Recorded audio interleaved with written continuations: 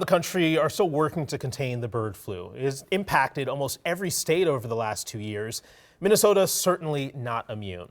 So in a state where turkey production is a key industry, keeping the disease at bay is key.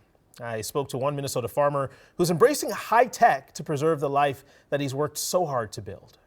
Did you enjoy a nice, juicy bird this Thanksgiving? You can thank folks like Lauren Bry. This is my 35th year working in the turkey business. And normally that business is pretty good. We sell just under 3 million fertile eggs a year, employ between 8 and 9 full-time people. Last November, almost a year ago to the day, the reemergence of the bird flu threatened to bring down the whole thing. We lost probably about 15,000 breeder hens. What was that like? Just seeing that happen, you know, this thing you've been building for the past 3 decades just suddenly start to crumble like that. The first flock that broke here, we just started them. We had a handful of eggs. And I remember that morning when the USDA crew came to euthanize the rest of them. He told me, you don't have to be here. You don't have to watch this. And it was tough.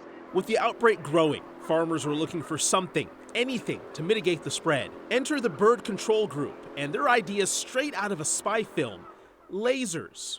It all started in the Netherlands back in 2012 with a simple idea. Literally a guy messing around with a green laser light and moved it over some birds, and the birds moved. Since then, the company's global reach has expanded and the technology has evolved. Craig Dewar with Bird Control Group explains how it works. Green is the brightest spectrum of light that the birds see in. So we as humans will see a green dot out there during the daytime hours. The birds see a whole beam, like a laser beam, and they perceive that as it moves through the field or a rooftop or the vineyards.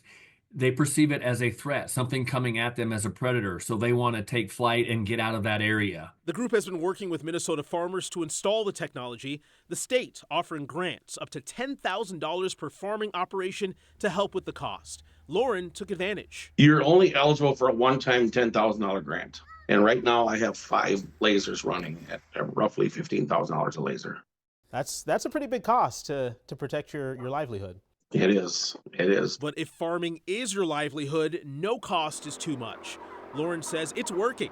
In fact, he's having more success with it than any other mitigation strategy he's tried. I would say it's keeping 70+% of the local birds and the migratory birds away from my farm. So in my mind, it's been a success. For now, there's hope that these new age, high-tech scarecrows continue to do their job. We've been seeing some good results with it. Is it 100% answer?